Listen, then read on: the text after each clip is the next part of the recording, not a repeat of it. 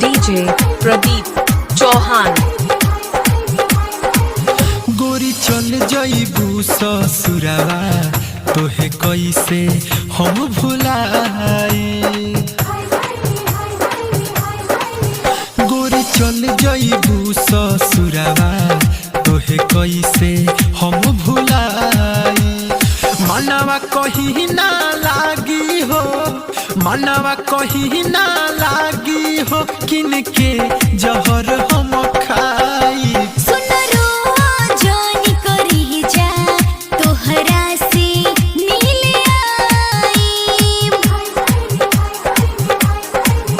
DJ Pradeep Chauhan.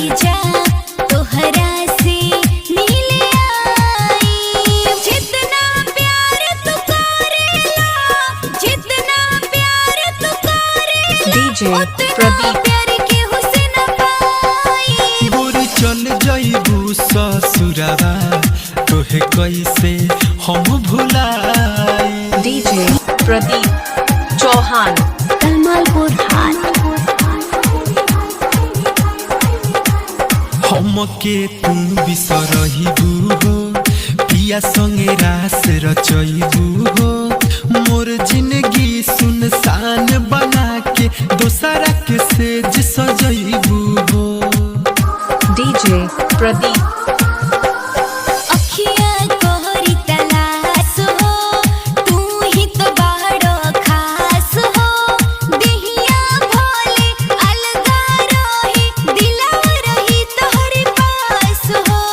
तोहरे वियोग में जानू हो, तोहरे वियोग में जानू हो, हम जल्दी पगलाई।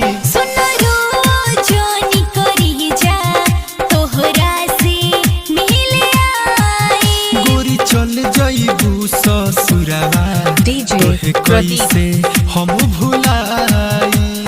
डीजे अमित राज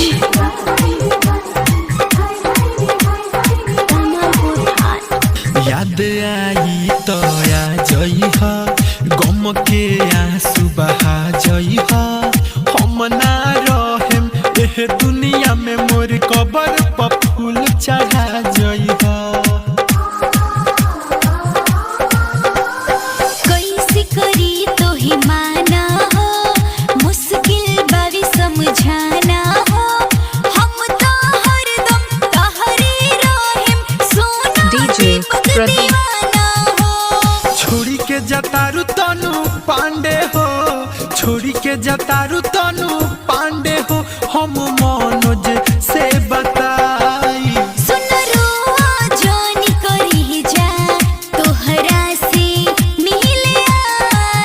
गोरी चल जइबू ससुरावा तोहे कैसे हम भुलाई।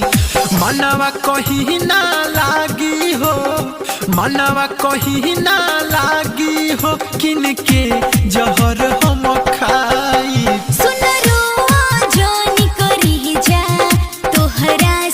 डीजे प्रदीप गोरी चल जइबू ससुरावा तोहे कैसे हम भुलाई। DJ Pradeep DJ Pradeep DJ Pradeep